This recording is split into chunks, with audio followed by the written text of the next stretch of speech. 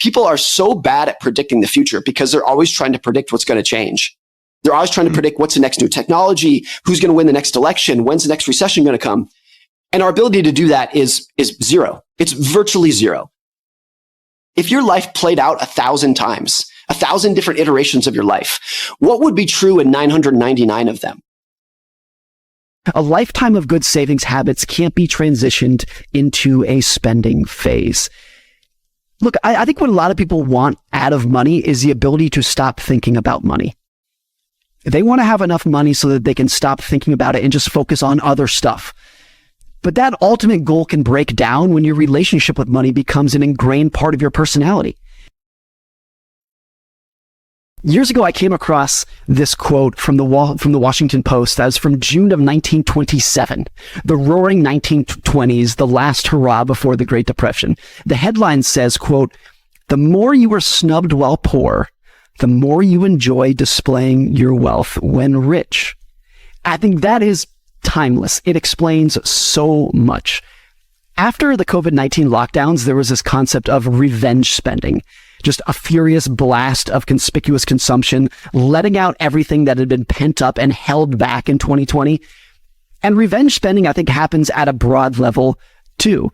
The most stunning examples I've seen of this are wealthy adults who grew up poor, and they were heckled and they were bullied and they were teased for being poor as kids. Their revenge spending mentality, I think, can become permanent and last throughout their entire life. If you dig into it, I think you'll see that a disproportionate share of those who have the biggest homes, the fastest cars, the shiniest jewelry, they grew up snubbed in some way. A part of their current spending isn't about getting value out of the flashy material goods. It's about healing a social wound that was inflicted on them when they were younger. And even when wound is the wrong word to describe what's going on here, the desire to show the world that you've made it increases if you grew up snubbed out of what you wanted. Because look, to someone who grew up in an old money, affluent family, something like a Lamborghini might be the ultimate symbol of gaudy egotism. But to those who grew up with nothing, that car might serve as the ultimate symbol that you've made it and you've come out on the other side. A lot of spending is done to fulfill a deep-seated psychological need, much more, I think, than we give credit to. And if people become introspective about how they grew up, what was painful to them when they were growing up, not just as a kid, but even as teenagers and young adults, I think they can explain quite a bit of their current spending patterns, which is what I call entrapped by spending. Rather than using money to build a life, your life is built around money. George Vanderbilt, who was one of the big Vanderbilt heirs who inherited billions and billions of dollars, he spent 6 years building a house called the Biltmore. It's 135,000 square feet. You heard that right. It has 40 master bedrooms and a full-time staff of nearly 400 people. But the craziest thing about it is that George Vanderbilt allegedly spent very little time in the house. And there's this quote where he talks about how little time he spent there. And he says, quote, "The house is utterly unaddressed to any possible arrangement of life." Which, of course, it's 135,000 square feet. It's basically a commercial building. It doesn't feel like a home.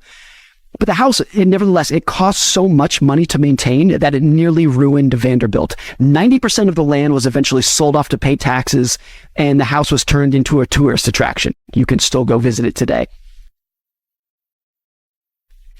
So that to me is astounding. You have like one of the richest people in the world who builds one of the largest houses that's ever been built, and he's a prisoner to it. He doesn't spend any time there, but it nearly ruins him because it costs so much money to maintain. What is the benefit of that? There's this 1875 op-ed where someone says that New York socialites, quote, "devote themselves to pleasure regardless of expense." George Vanderbilt had an amazing response where he says, actually, socialites devote themselves to expense regardless of pleasure. And the Vanderbilts are obviously extreme. They're like the most extreme that they get. But that is a common trait among even ordinary people. The devotion to expense regardless of pleasure. Part of this is the belief that spending money will make you happier, when it by and large doesn't, either because it never will or because you haven't discovered the purchases that will actually bring you joy. I've often wondered how many personal bankruptcies or just financial troubles were caused by spending that brought people no joy to begin with. They're spending money on things that didn't even bring them any joy, and then that spending makes them go bankrupt or just causes them a lot of financial grief. It has to be enormous. And it's a double loss at that point, because not only are you in financial trouble, but you didn't even have any fun getting there. There's no upside at all.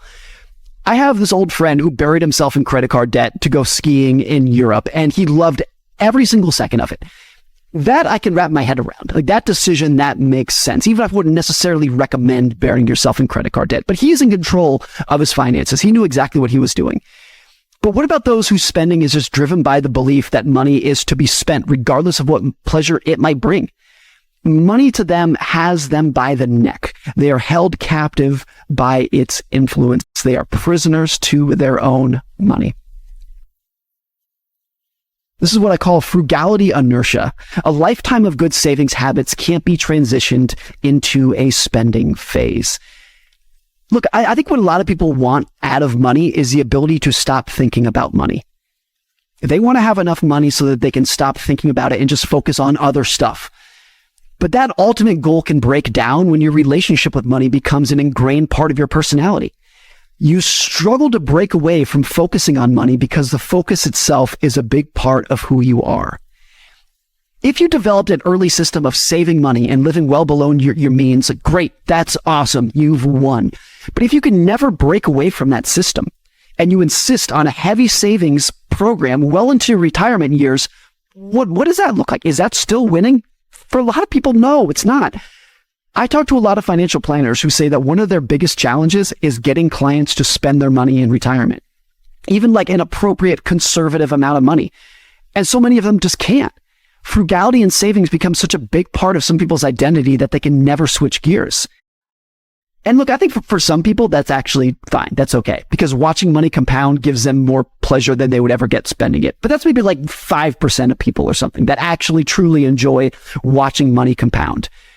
But those whose ultimate goal is to stop thinking about money become stuck. And refusing to recognize that you've met your goal can be just as bad as never meeting the goal to begin with. The emotional attachment to large purchases, particularly buying a house, I would say, especially your first house. My wife and I pride ourselves on making unemotional financial decisions. But many years ago, this is, 8 years ago or so, when we were in the market for our first house, we found one online on Zillow that we liked. And as we headed out for a tour, we promised ourselves that we would not do anything rash. This was just gathering information, seeing what was out there. And then as we pulled into the driveway of this house that was for sale, my wife gasped and she said, "I love it." And I did too. It was awesome. We had an infant son, our first child, and there was this kid's tree swing in the front yard. Like, everything was perfect. And after that moment, like, that was it. There was a lot of emotions in the equation that were involved in this, and there's nothing we could do about it. It was an emotional decision, full stop. And we have zero regrets. The house was great and it worked out. It was our first house. Everything was awesome. But no one should pretend that you can make a life-changing decision that will massively impact you and your family and treat it like it's a math problem, like it's a spreadsheet equation that you're just trying to find the answer on. That's just not how it works. Jason Zweig of the Wall Street Journal, he once wrote about his mom selling her longtime house. And he writes, quote, "I have no emotional attachment to the house. I never liked it physically," his mom told them, "but everything important that ever happened in our life as a family is here. And I just can't leave that all behind." Now, look, if I said, how much are the memories with your kids worth? You would say it's impossible to put a dollar amount on that figure. You can't. But if I said, how much is the house where you formed those memories with your kids worth? Or how much does staying in your local town impact your salary? You could probably spit out an exact dollar figure with ease. And understanding the difference between those two, between the emotions and the memories and the sentimental value of some of your big purchases, and the ease at which you are able to attach a dollar amount to the actual house that you're buying, that explains a lot of spending decisions. The joy of spending can diminish as income rises because there's less struggle, sacrifice, and sweat represented in your purchases.